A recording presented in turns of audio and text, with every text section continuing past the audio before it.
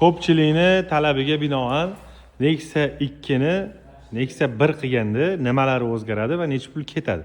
O'sha haqida sizga to'liq ma'lumot beraman. Videoni kuzatib boring, narx-navosi bilan birga. Oldidan boshlaymiz.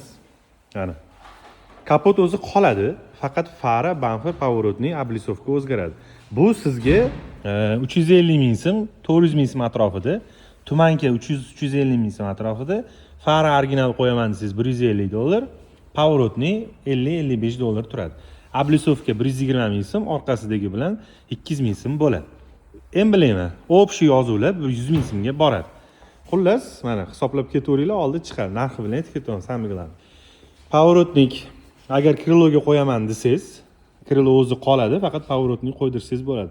Bakoy xohlasangiz o'zini qoldirsangiz bo'ladi, lekin haqiqiy bir qilaman desangiz, bakoyni o'zgartirganingiz ma'qul.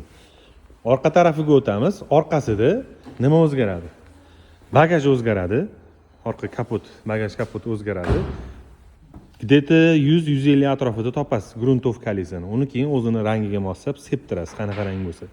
Orqa panel originali где-то $30-35 ga bor. Bu bo'lsa topib beramiz. Yozuvlarni boya aytdim. Kapalagi 50 ming so'm, devo yozuvlar mana buni ichida bo'ladi hammasi. Orqa stop где-то $100-120 ga yaxshi holatdagisini topsangiz bo'ladi. Originalini taqaman desangiz, и круговой молний o'zimizda bor. 350 ming so'm, yopishtirib berish xizmati 200 ming so'm bo'ladi. Tak, nimasi bor yana? Salon. Ko'pchiligiga saloni qiziq bo'ladi. Salonni kiradigan bo'lsa, bu yerda obshivkasi. Obshivkalari komplekti $200 ga chotkisini topsangiz bo'ladi. Tarpetkani ham $200 ga yaxshisini topsangiz bo'ladi. Endi biz asosan qilganimizda yengga olib keltiramiz. Tarpetkani 500 ga olib kelamiz. Obshivkani ham 450-500 larga olib kelamiz. Yengisi keladi.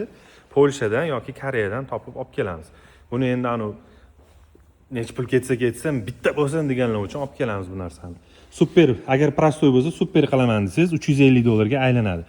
Mexanizm, motorchik, hamma knopkasi, ichidagi ashqal simpim, mana orasidan o'tgan provodasi ham mana bunaqa.